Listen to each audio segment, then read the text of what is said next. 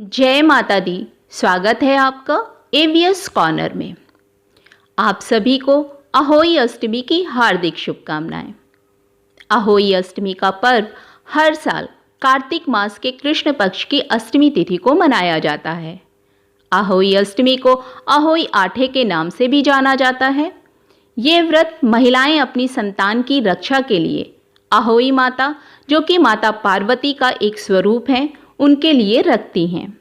तो आज के इस वीडियो में हम बात करेंगे अहोई अष्टमी कब से शुरू होकर कब समाप्त होगी, पूजा का शुभ मुहूर्त क्या रहेगा, चंद्रोदय और तारों के निकलने का समय, संपूर्ण पूजन विधि, तारों को अर्घ देने के पीछे का महत्व और इस दिन क्या करें क्या ना करें। अहोई अष्टमी का व्रत दीपावली से 8 दिन पहले तथा करवा चौथ के 4 दिन बाद आता है। करवा चौथ के बाद एक सुहागिन महिला के लिए अहोई अष्टमी का व्रत बहुत ही महत्वपूर्ण माना जाता है। ये व्रत भी करवा चौथ के व्रत की तरह ही कठिन माना जाता है। अहोई अष्टमी व्रत में माताएं अपनी संतान की लंबी उम्र के लिए निर्जला व्रत रखती हैं और रात में तारों को अर्घ अर्पित करने के बाद व्रत को खोलती हैं। यह व्रत संतान की लंबी उम्र के साथ साथ उसे हर परेशानी से बचाने के लिए किया जाता है।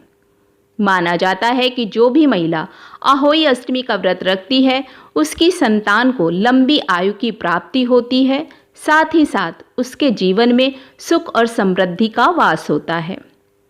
साल 2023 में अहोई अष्टमी का व्रत 5 नवंबर दिन रविवार को किया जाएगा। अष्टमी तिथि प्रारंभ होगी 5 नवंबर दिन रविवार की सुबह 12:59 से और अष्टमी तिथि समाप्त होगी 6 नवंबर दिन सोमवार की सुबह 3:18 पर। अहोई अष्टमी पूजा का शुभ मुहूर्त है शाम 5:33 से शाम 6:52 तक। पूजा की कुल अवधि है 1 घंटे 19 मिनट की। अहोई अष्टमी के दिन चंद्रोदय देर रात 12:02 पर होगा। तारों को देखने के लिए शाम का समय है 5:58 पर। इस दिन सूर्योदय से पूर्व जागकर स्नान कर साफ वस्त्र धारण कर व्रत का संकल्प लेना चाहिए। इसके बाद अहोई माता की पूजा के लिए गेरू से दीवार पर अहोई माता का चित्र बनाया जाता है और साथ ही स्याहू और उसके 7 पुत्रों का भी चित्र बनाया जाता है। पूजा के लिए अहोई माता के चित्र के सामने एक चौकी पर जल से भरा कलश स्थापित करें। चावल से भरी कटोरी, मूली, सिंघाड़े रखें। देवी माँ को रोली, चावल, पुष्प अर्पित करें। रोली से कलश पर स्वास्तिक बनाएं, 7 टीके लगाएं और दीपक जलाएं।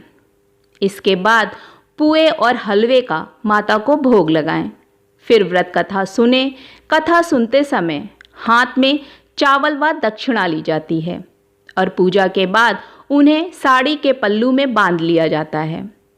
पूजा करते समय एक करवे में भी जल रखते हैं। ध्यान रहे कि करवा चौथ में इस्तेमाल किया हुआ होना चाहिए। इस करवे का जल दिवाली के दिन पूरे घर में छिड़का जाता है। चौकी पर रखे कलश के जल व चावल से शाम को तारों को अर्घ दिया जाता है। विधिवत पूजा करने के बाद स्याहू माला धारण की जाती है। स्याहू की माला में चांदी की मोती और अहोई माता की लॉकेट होती है। पूजा के बाद महिलाएं बायना निकालती हैं और अपनी सास या पंडित को देकर आशीर्वाद लेती हैं। तत्पश्चात व्रत का पारण किया जाता है। प्राचीन मान्यताओं के अनुसार आकाश में तारों की संख्या को आज तक कोई गिन नहीं पाया। इसी को देखते हुए माताएं तारों से ये प्रार्थना करती हैं कि मेरे कुल में भी इतनी ही संतानें हों जो मेरे कुल का नाम रोशन करें। और जिस प्रकार तारे आसमान में हमेशा के लिए विद्यमान रहते हैं, ठीक उसी प्रकार तारों की तरह ही कुल की संतानों का नाम भी हमेशा के लिए संसार में विद्यमान रहे। यही वजह है कि माताएं इस दिन तारों को अर्घ देती हैं। इसलिए इस व्रत में तारों को इतना अधिक महत्व दिया जाता है। अहोई अष्टमी के दिन अहोई माता की पूजा करने से पहले भगवान गणेश की पूजा अवश्य करें। यह व्रत निर्जला रहकर किया जाता है। इस दिन सास के लिए बायना अवश्य निकालें। पूजा में प्रयोग किया जाने वाला करवा करवा चौथ वाला होना चाहिए। अहोई अष्टमी के दिन तारों को अर्घ देना चाहिए। व्रत कथा सुनते समय जो अनाज अपने हाथ में रखा हो उसे पूजा के बाद किसी गाय को खिला दें। इस दिन मिट्टी को बिल्कुल भी हाथ ना लगाएं और ना ही खुरपी से किसी पौधे को उखाड़ें। शास्त्रों के अनुसार किसी भी व्रत के बाद दक्षिणा देने से उस व्रत के पूर्ण फल प्राप्त होते हैं। अहोई अष्टमी के दिन पूजन के बाद किसी ब्राह्मण को भोजन व दक्षिणा अवश्य दें। अहोई अष्टमी के दिन किसी भी प्रकार का अपने घर में कलेश ना करें। तारों को अर्घ देते समय तांबे के लोटे का प्रयोग ना करें। हमेशा स्टील या पीतल के लोटे का ही प्रयोग करें। इस दिन घर में तामसिक चीज़ों का प्रयोग ना करें। अहोई अष्टमी के दिन में सोना वर्जित होता है। इस दिन अपने या फिर किसी और के बच्चे को बिल्कुल भी ना डांटें ना मारें। इस दिन कैंची या सुई का प्रयोग बिल्कुल भी ना करें। अपनों से बड़ों का अपमान भी ना करें।